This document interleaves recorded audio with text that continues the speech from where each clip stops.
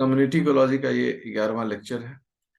हम लोग लोटका Volterra model पर पढ़ाई कर रहे हैं। पिछले लेक्चर में हम लोग ने जीरो आइसोक्लाइन ग्राफ को देखा था। आज हम लोग उसी जीरो आइसोक्लाइन के अलग अलग जो वेज होते हैं, रास्ते होते हैं, उस पर हम लोग देखने जा रहे हैं। ठीक है। अब कोई भी जो जीरो आइसोक्लाइन होता है वो 4 डिफरेंट तरह से उसको हम लोग एक्सप्लेन करते हैं। तो पहले तो ये लिखते हैं कि ये जो जीरो आइसोक्लाइन्स है ये किस पर डिपेंड करता है। डिपेंड ऑन, ये 2 चीजों पर डिपेंड करता है। पहला के अर्थात कैरिंग कैपेसिटी, जिस स्पीसीज का भी होगा उस स्पीसीज का एक कैरिंग कैपेसिटी होगा। दूसरा अल्फा। ये अल्फा क्या है? एक कोफिशिएंट है। किस चीज का कोफिशिएंट है ये? तो हम लोग कहते हैं कि अल्फा जो है वह कॉम्पिटिटिव कोफिशिएंट है। अल्फा के बारे में हम लोग कहते हैं कि ये कॉम्पिटिटिव कोफिशिएंट है और ये हमेशा 2 स्पीसीज के बीच में हम लोग स्टडी करते हैं। So it is a mathematical coefficient that is called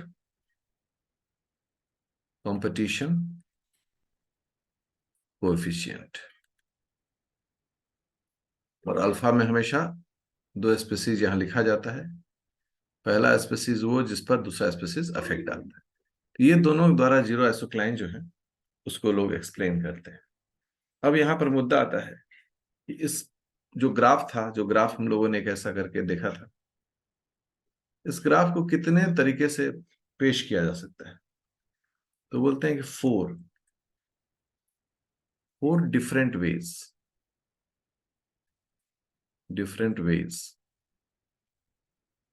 to to discuss the relative values of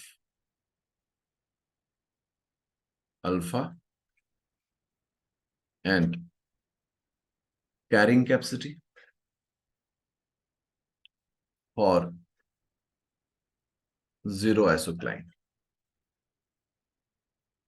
अब ये 4 तरीके से इसको जो रिप्रेजेंट किया सकता है उसमें अब आते हैं केस स्टडी। सबसे पहला क्या है कि अब हम लोग दोनों को ले रहे हैं, मतलब स्पीसीज 1 को भी ले रहे हैं, स्पीसीज 2 को भी ले रहे हैं। तो N1 के लिए हमारा कैरिंग कैपेसिटी क्या है? K1 है।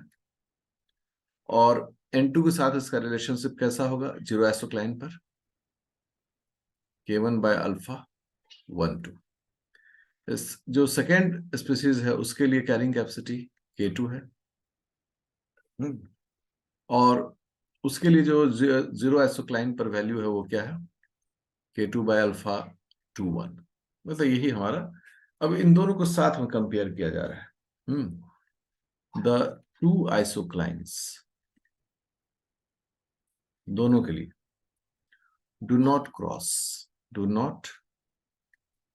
क्रॉस ईच अदर, वो एक दूसरे को क्रॉस नहीं करता है। ठीक है। तो जब एक दूसरे को क्रॉस नहीं करता है तो इसके लिए ग्राफ हम बनाएंगे। देखिए ये हमारा ग्राफ हो गया। हमारे एक्सेस क्लियर है, N1 N2। अब इसके लिए जो है देखिए कैसे लाइंस बनता है। देखिए एक, देखिए 2। अब ये दोनों को हम लोग एक्सप्लेन कर रहे हैं अलग अलग के लिए। यहाँ K2 अगर है, ये K2 किसका कैरिंग कैपेसिटी है? N2 का। तो यहां पर हो गया K2 बाय अल्फा 2 1। और ये जो जगह है, ये जगह क्या कहलाता है? dN2 bye dt equal to 0। मतलब ये इसका आइसोक्लाइन है। K1 के लिए, मतलब N1 के लिए K1 यहाँ है और N2 के रिस्पेक्ट में इसका जो वैल्यू है जीरो आइसोक्लाइन पर वो है K1 बाय अल्फा 1 2, देखिए यहाँ 1 2 है, यहाँ 2 1 है, यहाँ K2 है, यहाँ K1 है, और यहाँ dN1/dt इसका 0, ये दोनों, बट दोनों लाइन अलग अलग है ना? दोनों लाइन क्या है? अलग अलग है। अब यहाँ पर अगर एक हम मतलब कॉमन सेंस में देखें तो जो K2 है और जो K1 है वह यह दिखाता है कि स्पीसीज 2 जो है वह डाउन है और स्पीसीज 1 जो है वो अप है। तो यहां पर एक हम ऐसे लिखते हैं कि the isocline for species 1 is above, क्या है वो? ऊपर है, and to the right of the isocline of species 2। अब अगर गौर करोगे तो ये हमको साफ साफ दिख रहा है, ये स्पीसीज 1 का है, ये वाला जो लाइन है स्पीसीज 1 का है, ये स्पीसीज 2 का है। स्पीसीज 1 जो है वह 2 के अबव है, ऊपर है, करेक्ट। और ये चूंकि हमने कहा कि जो भी इधर इस साइड होगा वो राइट साइड है, जो भी इसके नीचे होगा वो लेफ्ट साइड है, तो ये स्पीसीज 2 के राइट साइड भी है, तो अबव भी है और राइट साइड भी है। ये इसकी क्लैरिटी है ग्राफ की। अब क्या है कि यदि इस तरह का आइसोक्लाइन है तो यहाँ पर दोनों आइसोक्लाइंस जो हैं वो एक दूसरे को क्रॉस नहीं कर रहे हैं, दोनों अपना अपना पैरेलल लाइंस टाइप का एक कुछ बन चुका है। अब अगर इसी चीज को हम एक्सप्लेन करें तो क्या लिखते हैं? K1/α12 is greater than K2। K2 कम है, ये उससे ग्रेटर है, ठीक है, इतना ऊंचा है उससे, वो ज्यादा है, करेक्ट है भाई, इसमें कोई संदेह नहीं है, ठीक है। ठीक उसी प्रकार से यहां पर क्या है, यहाँ K1 जो है वो इससे ज्यादा है, तो हम यहां लिख रहे हैं कि K1 is greater then K2/α21। जो यहाँ ग्राफ कह रहा है उसी को, K1 ज्यादा है, K2/α12 जो है इससे कम है। अब यहाँ जो लिखा गया तो बहुत अच्छे से लिखा गया कि भाई K1/α12 is greater than K2। इसको हम लोग ऐसे भी लिख सकते हैं कि K1 is greater than K2 into α12, correct. अर्थात कैरिंग कैपेसिटी स्पीसीज 1 का ज्यादा है कैरिंग कैपेसिटी स्पीसीज 2 से, साथ ही साथ जो दो एक पर प्रभाव डालता है उससे। तो कहीं ना कहीं ये साफ साफ कह रहा है, ये जो इक्वेशन साफ साफ कह रहा है species 1 goes to carrying capacity, इसका कैरिंग कैपेसिटी क्या है? K1। स्पीसीज 1 जो है वो अपने कैरिंग कैपेसिटी तक जा रहा है, उस कैरिंग कैपेसिटी को अगर हम गौर करें तो इस कैरिंग कैपेसिटी ने K2 और स्पीसीज 2 का जो 1 पर प्रभाव पड़ सकता है उन दोनों के मल्टीप्लायर से भी ज्यादा है, एकदम साफ साफ कह दे रहा है। देयरफॉर रिजल्ट क्या कहेंगे हम कि स्पीसीज 1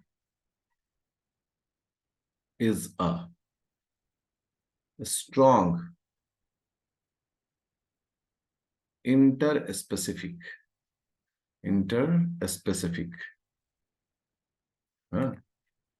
कॉम्पिटिटर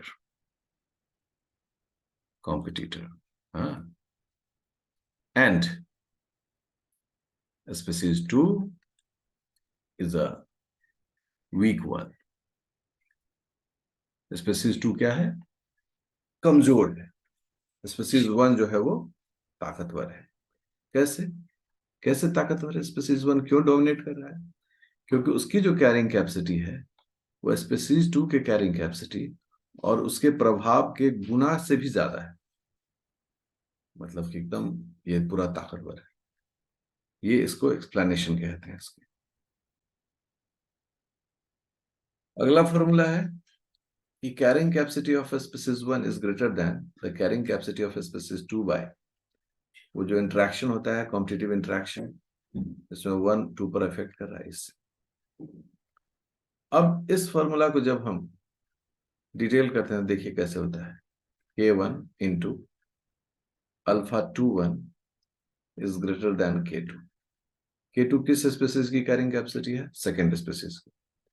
K1 किसी कैरिंग कैपेसिटी है? फर्स्ट की। K अल्फा 2 क्या बता रहा है? 1 का 2 पर प्रभाव। इन दोनों का मल्टीप्लायर K2 से क्या है? कई गुना ज्यादा है। तो यह स्पष्ट करता है, स्पष्ट, कि species 1 is strong competitor of species 2, जो क्या है? वीकर है। यहां पर स्पीसीज 1 खूब फलेगा फूलेगा, आगे बढ़ेगा। इस टू के बारे में कहते हैं कि टू आइसोक्लाइन्स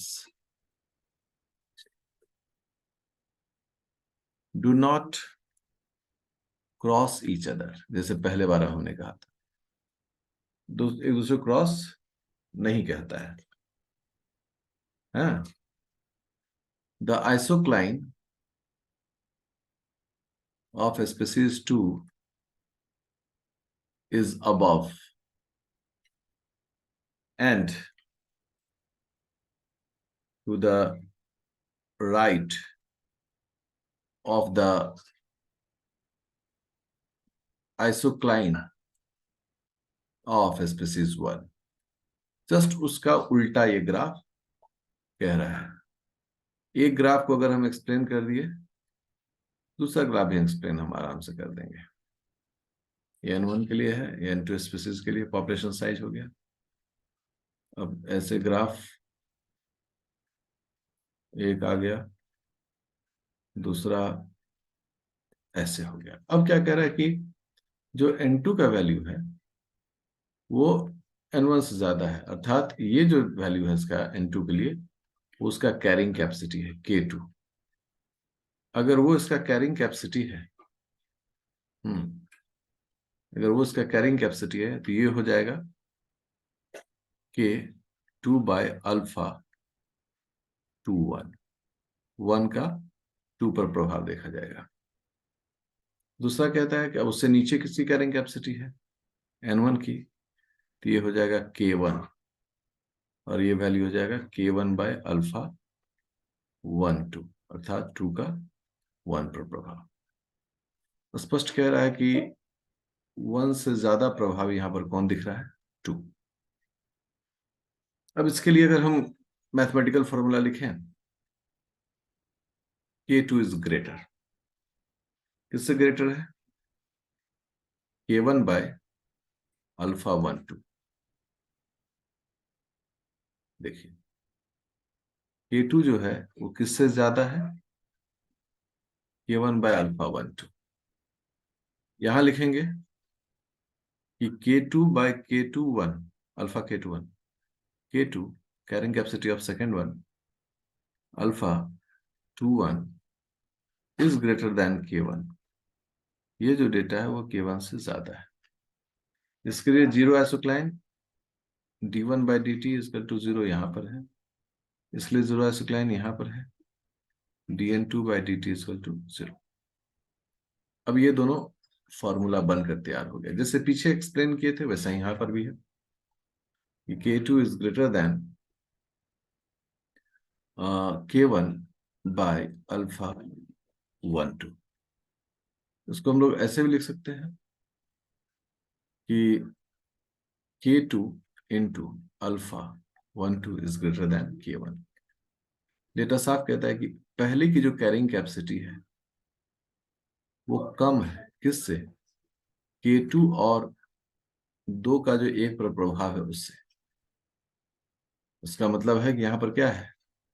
स्पीसीज 2 इज स्ट्रॉन्ग